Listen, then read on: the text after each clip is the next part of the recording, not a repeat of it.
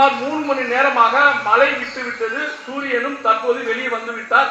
இதனால் புதுச்சேரி முக்கிய சாலைகளில் தேங்கியிருந்த மழைநீர் வடிய தொடங்கிவிட்டது.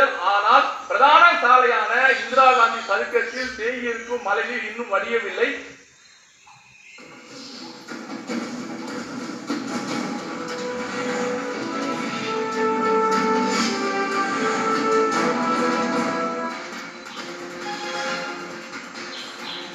வங்கக்கடலில் நிலவும் ஆழ்ந்த காற்றழுத்த தாழ்வு பகுதி இன்று வலுப்பெறக்கூடும் என ஏற்கனவே வானிலை ஆய்வு மையம் எச்சரிக்கை விடுத்திருந்த நிலையில் தமிழ்நாட்டில் 17 மாவட்டங்களுக்கு பள்ளிகளுக்கு விடுமுறையானது அறிவிப்பு வெளியாகி வரும் நிலையில் அதன் தொடர்ச்சியாக தற்போது கரூரில் பள்ளிகளுக்கு இன்று விடுமுறையானது அறிவிப்பு வெளியாகி இருக்கிறது. கனமழை காரணமாக கரூர் மாவட்டங்களில் பள்ளிகளுக்கு மட்டும் விடுமுறையை அறிவித்து மாவட்ட ஆட்சியர் உத்தரவு பிறப்பித்துள்ளார்.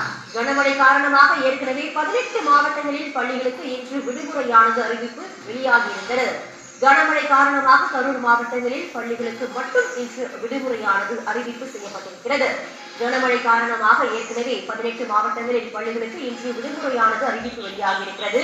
சில மாவட்டங்களுக்கு ரெட் அலர்ட், ஆரஞ்ச் அலர்ட் விடுக்கப்பட்டிருந்த நிலையில் பள்ளிகளுக்கு மட்டும் அந்தந்த மாவட்ட அதிகாரிகள் தற்போது விடுமுறையை அறிவித்திருக்கிறார்கள். கரூரில் பள்ளிகளுக்கு மட்டும் இன்று விடுமுறையானது விடப்பட்டிருக்கிறது.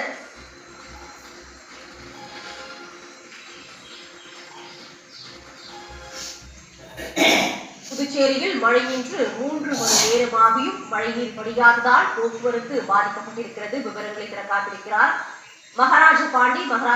தற்பொழுது நீங்க இருக்கக்கூடிய சாலை எந்த பகுதி, போக்குவரத்து எந்த அளவுக்கு அந்த பகுதியில பாதிக்கப்பட்டிருக்கு, இயல்பு வாழ்க்கை எந்த அளவுக்கு பாதிக்கப்பட்டிருக்கு, பொதுமக்கள் என்ன சொல்றாங்க?